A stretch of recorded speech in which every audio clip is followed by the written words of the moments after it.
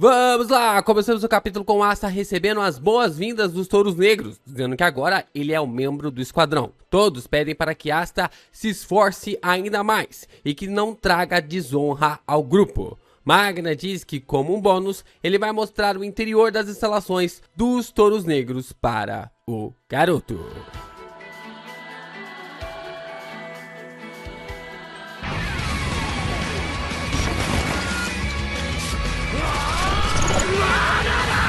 Yo, Geeks, aqui é o LP e vocês estão no canal do Geek Brasil. Fiquem ligados porque esse vídeo contém spoilers do mangá de Black Clover. Sim, pessoal, seguimos aqui pra gente fazer a nossa análise dos capítulos antigos, né? Vamos para o capítulo número 5 e a gente continua comentando tanto as partes relacionadas ao capítulo quanto também as partes relacionadas aos capítulos atuais. Então, se você tá empolgado com esse vídeo, já deixa seu like, se inscreve aqui no canal, ajuda a gente a continuar crescendo cada vez mais aqui na plataforma, compartilhando os nossos vídeos. E olha só, você que tá meio órfão de Black Clover, tá meio assim, não tá sabendo o que ler, eu recomendo vocês a lerem a minha novel Que Haja Luz. O link tá na descrição aqui. Cara, vai por mim, é um universo criado por mim e também ali pelos inscritos aqui do canal e tá muito legal. Tá muito legal fazer essa história, acompanhar toda essa jornada. Então, clica aqui para você poder acompanhar Que Haja Luz ainda mais. Voltamos com Asta e Magna correndo para dentro do esquadrão. E a garota Pé Cana reclama que eles ainda nem tiveram a oportunidade de se apresentar. Vemos um hall de jantar dos Touros Negros com várias referências aos mangás antigos do Tabata nos quadros da parede. Inclusive, a maçã de Hungry Joker está lá. No setor feminino, existem várias armadilhas que somente as garotas conseguem acessar. Se alguém atravessar, será brutalmente morto. E tem uma sala de animais selvagens, na qual o Yami gosta, e tem um episódio filler do anime exclusivo só para este ponto. Assim que eles cruzam um dos corredores, eles dão de cara com uma garota de cabelos prateados. E Magna lhe apresenta como uma novata dos Touros Negros, da mesma forma que Asta. O prota se apresenta como um garoto de rage e pede para que ambos façam o seu melhor. A garota bate na mão do Asta, dizendo para não lhe tratar de forma casual, dizendo que o prota é apenas um inseto que possui uma magia insignificante. A garota se apresenta como Noelle Silva, membro da família real do país. Asta fica em choque com tamanha revelação que se põe de joelhos perante ela. Asta pede perdão, dizendo que um pequeno inseto como ele nunca deveria ter presumido algo assim. Noelle apenas responde de que tá tudo bem, contando que o garoto entenda o seu lugar. Mas assim que o Asta fala isso, ele cai em si e percebe a besteira que está fazendo, questionando a garota quem era o pequeno inseto. E aqui nós temos uma das grandes mazelas da tradução BR, né? Quando a Noelle se apresenta na tradução BR, é falado para ela que ela é da nobreza, só que a Noelle é da realeza, tá? A gente tem essa grande diferença. Lá na frente tem mais contextos e explicações sobre por que essa separação é extremamente importante, e colocar a Noelle como alguém da nobreza é algo extremamente prejudicial para a história. Então, se você não sabia, se você não tinha entendido ainda, a Noelle é alguém da realeza. E aí, como eu falei para vocês, mais para frente a gente vai trazer mais detalhes sobre esta família. Asta reclama que, como cavaleiros, eles estão no mesmo nível. Ser da realeza não tem nada a ver com isso. Magna põe ainda mais pilha, dizendo que Asta está certo, e Noelle apenas diz que terá que mostrar em ações, já que em palavras não os convence. Noelle diz que terá que mostrar a diferença dos poderes mágicos entre eles e dessa forma faz seu disparo contra o Asta. Mas assim que a magia é disparada, ela vai na direção do Magna, ao invés de acertar o prota.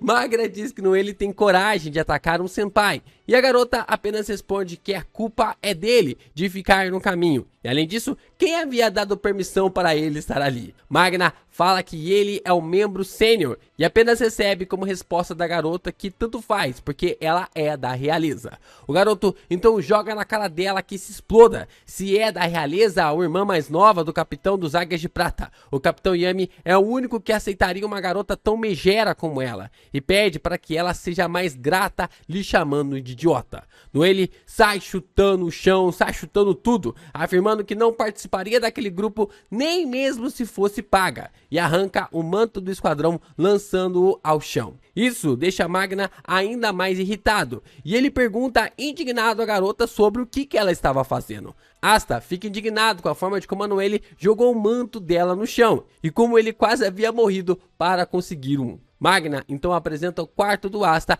e não tem nenhum fanservice ali no local como no restaurante, né, como na parte ali de jantar. Mas dá pra ver que o quarto do Asta era usado por alguém anteriormente. Swing começa a provocar o Asta dizendo que o quarto era pequeno e sujo e que isso era triste, já que o seu era 2 vezes maior. Mas Asta está encantado de ter seu próprio dormitório e diz para Magna que ele nunca teve um quarto só para ele e aquilo era um sonho.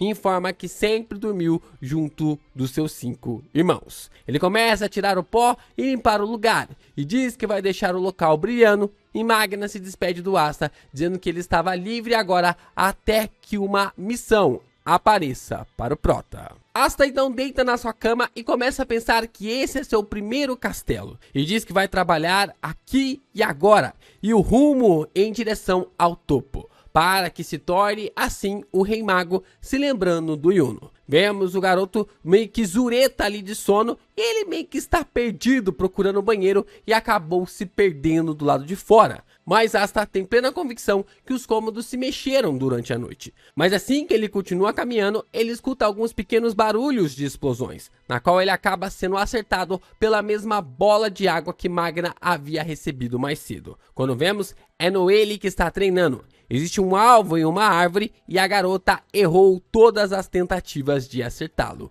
Noelle está triste e questiona por que não consegue acertar, porque sua magia não vai onde ela quer. Ela se lembra das palavras duras que recebeu de algumas pessoas da realeza sobre o controle horrível da sua magia, ou sobre o tamanho do seu grimório, sobre ele ser fino demais e não ter nenhum feitiço. Assim, vemos a imagem do Nozel, irmão da Noelle e capitão, dizendo que a garota era um embaraço para a família Silva e que eles não precisavam dela. Basicamente, ela era descartável nos Águias de Prata, questionando assim se ela não era boa para nada. Noelle então irrompe em um acesso de raiva e faz de tudo para controlar sua magia e direcioná-la exatamente para onde deseja, declarando que fará com que todos reconheçam sua habilidade, custe o que custar. Mas assim, uma grande bola de água envolve a garota, fazendo ela ficar submersa em seu próprio poder mágico, mostrando que sua magia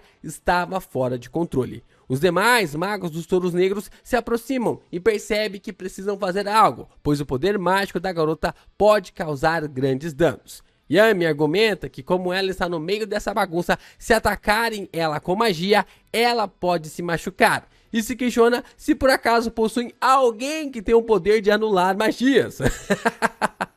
Neste momento, uma cauda do monstro criada ali pela magia da Noelle ataca o Asta e ele sai voando em direção à mão do Capitão Yami. E ele lhe agradece, dizendo que o garoto havia aparecido no momento certo.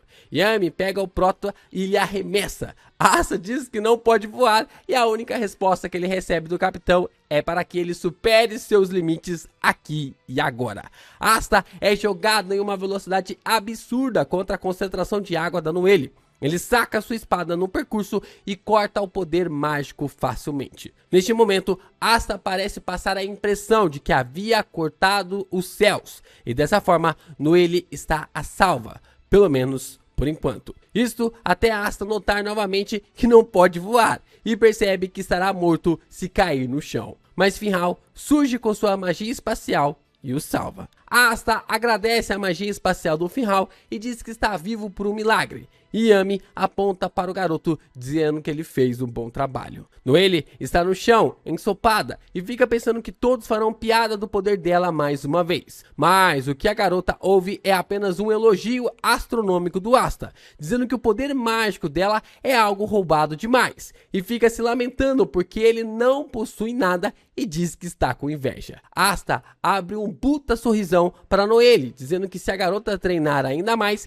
ela se tornará imparável e finaliza dizendo que terá que se esforçar ainda mais para não ficar para trás. Magna se aproxima da garota questionando se isso era o grande problema dela, de não conseguir controlar o poder mágico, dizendo que a Noelle deveria ter contado para eles antes, chamando a Silva de fracasso real. Magna diz que eles são os Touros Negros, um grupo cheio de falhas. Esse pequeno defeito da garota não é algo tão grande assim, e lhe chama de idiota. Finral, então, não perde tempo chamando Noelle para um encontro. A baixinha pedreira oferece mais um pouco de doce e a garota pé de cana diz que ensinará a Silva a controlar o seu poder mágico, já que isso é a sua especialidade. Noelle se emociona ao ver que finalmente havia encontrado um grupo de pessoas que estavam dispostos a ajudá-la. Asta, o mesmo que teve sua mão rejeitada mais cedo, oferece a ela mais uma vez para se levantar. Desta vez, Noelle pega sua mão e lhe agradece com um lindo arco-íris sendo formado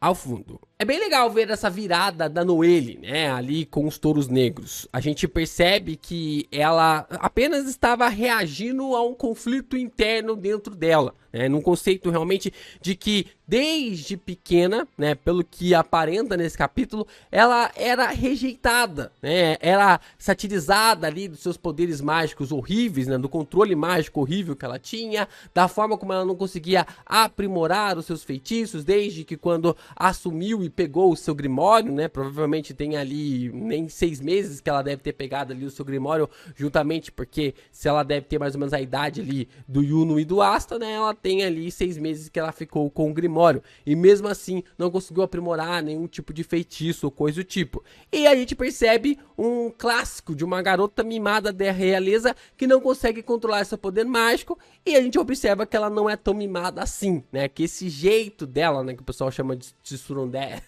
eu nem sei como se pronuncia isso, mas essa garota brava, irritada, mas que é uma manteiga derretida por dentro, mostra realmente que é uma casca, né, como se fosse um escudo para ela se proteger. É algo muito bacana essa construção ali da personagem. E agora, você que chegou até aqui e tá acompanhando apenas os capítulos atuais, né, o capítulo ali 1, 2, 3, 4, 5, a gente já falou, a gente vai falar sobre os spoilers, sobre os capítulos atuais, então você pode sair do vídeo pra gente poder conversar sobre os capítulos atuais. Bom, a gente tem referências sobre o Henry, né, aqui durante esse capítulo e também no capítulo 1. Eu não quis falar muito ali no capítulo 1 sobre as referências do Henry, mas a gente tem lá uma página ali no capítulo 1 e já tem ali o foco sobre o Henry. Agora a gente tem uma outra referência ali sobre o Henry do Asta se perder durante a noite porque os cômodos se mexeram, né, se moveram e ele não conseguia achar ali o seu quarto ou coisa do tipo, né? Então tem essa referência interessante ali sobre o Henry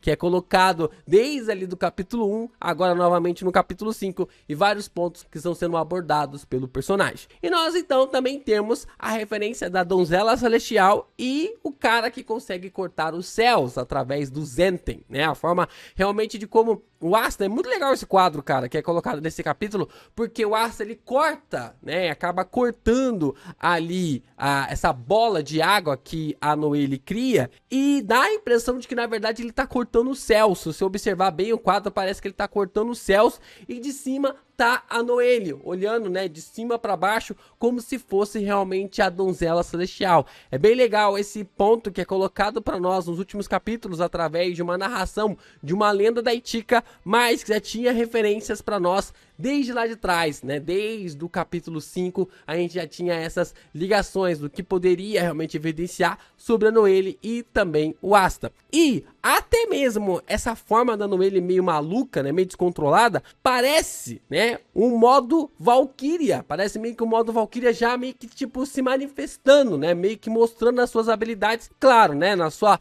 proporção completamente descontrolada, mas dá pra perceber algumas coisas, né, um olho, uma coroa, algo ali dos braços, alguma coisa tentando se formar, só que como a Noelle não tinha controle nenhum sobre o seu poder mágico, ela tinha ali essa forma, esse monstro bizarro que ela acabou criando. Então tem esses aspectos e pontos extremamente interessantes sobre os capítulos atuais já sendo apresentados anteriormente, desde pelo menos o início.